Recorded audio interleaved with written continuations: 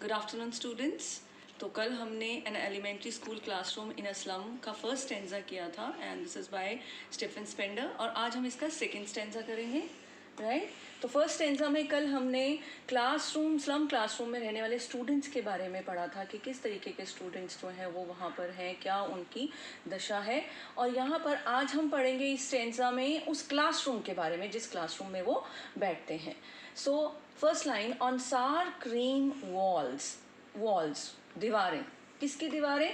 Slum के classroom की, झुग्गी झोंपड़ी के क्लासरूम की दीवारें कैसी हैं?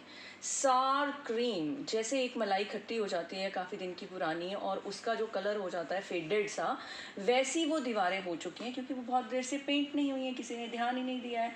इसके अलावा नेक्स्ट वर्ड है डोनेशंस। डोनेशंस मीन्स दान में दी हुई चीज़ें। तो कुछ दीवारों के ऊपर, क्लासरूम की दीवारों के ऊपर दान में दी हुई तस्वीरें लगी हुई हैं, जिसमें पहली तस्वीर के बारे में बात करेंगे, शेक्सपियर्स हेड। शेक्सपियर जो है वो इंग्लिश लिटरेचर के एक बहुत ही जाने माने राइटर रह चुके हैं और हमने बहुत सारे उनके प्लेस पढ़े हुए हैं, लाइक ओथेलो, हैमलेट। तो इनकी तस्वीर अगर लगी हुई है वहाँ पर तो स्लम के बच्चों के लिए कोई भी मायने नहीं रख रही है इनकी तस्वीर।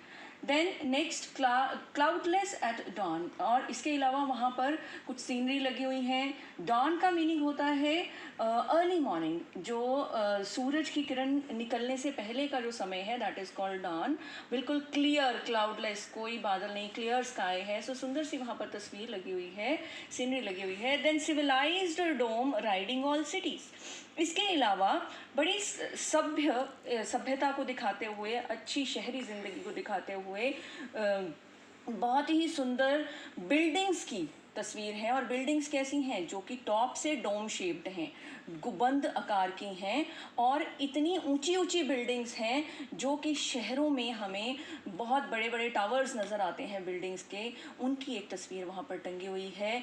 और इसके अलावा एक और तस्वीर टंगी है, नेक्स्ट लाइन में देखिए, बेल्ड फ्लारी टायरोलीज वैली, एक घाटी है जिसका नाम है, फूलों की घाटी है जिसका नाम है टायरोलीज वैली, और ये ऑस्ट्रिया में है। और वहाँ की ये जो तस्वीर एक वहाँ क्लासरूम में टांगी हुई है, फूलों की एक सीनरी है घाटी की।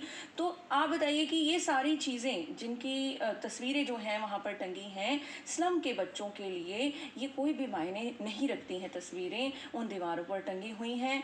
अब एक और दीवार पर एक क्या टंगा हुआ है? ओपन हैंडेड मैप टंगा हुआ है। ओपन हैंडेड मैप का मतलब ऐसा मैप, ऐसा नक्शा जिसमें पूरी दुनिया दिखाई दे रही है।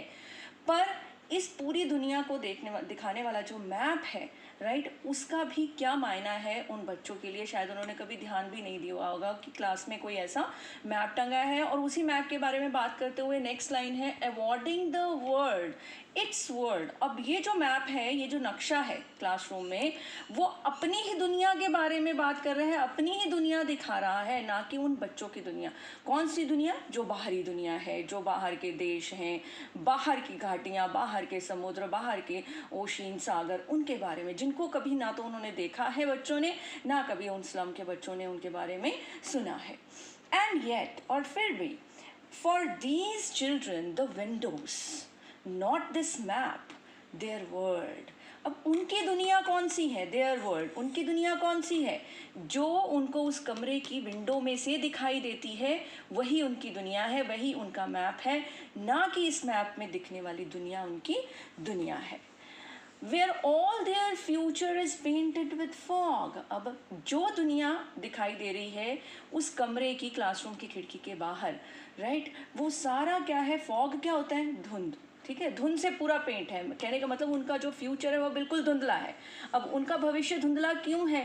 क्योंकि उनको पूरी अपॉर्चुनिटीज़ ही नहीं मिली हैं, उनको कभी बाहर उस कमरों से, उन झुग्गी झोंपड़ियों से बाहर ही नहीं निकले हैं, उन्होंने बाहरी दुनिया देखी ही नहीं है। इसलिए उनकी दुनिया यहीं से शुरू होकर यहीं ख़त्म हो जाएगी। स्लम में, गरीबी में, झुग्गी झोंपड़ियों में वो बच्चे बाहर की दुनिया कभी भी नहीं देख पाएंगे। देन नेक्स्ट है, a narrow street sealed in with a lead sky.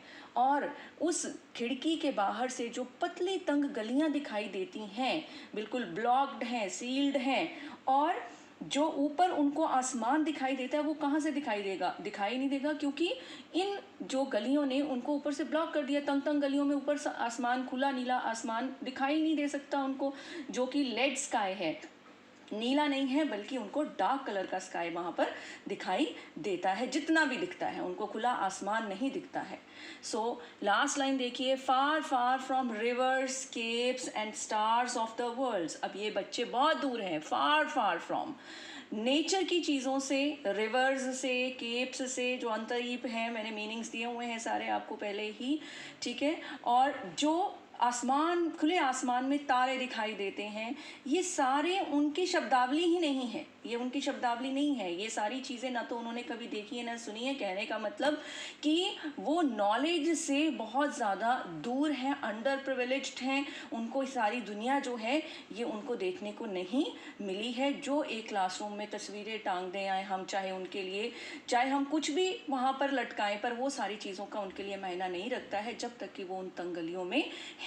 So this is all about the explanation. Literary devices 3 use हुए हैं इसमें। मेटाफर, मेटाफर क्या है, जो दीवारें हैं वो सार क्रीम से कंपैरिजन किया है, तुलना की है, बिना लाइक और यूज़ को, लाइक और एज को यूज़ करके मेटाफर है। सेकंड है एल्यूशन, जब हम कोई रेफरेंस लेते हैं, यहाँ पर देखो शेक्सपियर का रेफरेंस दिया हुआ है, टायरोलीज का रेफरेंस दिया हुआ है, तो उसे कहते हैं एल्यूशन। और थर्ड है रेपिटिशन, फार फार वर्ड दोबारा से रिपीट किया हुआ है, इसलिए थर्ड लिटरेरी डिवाइस है repetition. So this is all about stanza 2. Please listen to this video again and again and you will understand it well. Thank you.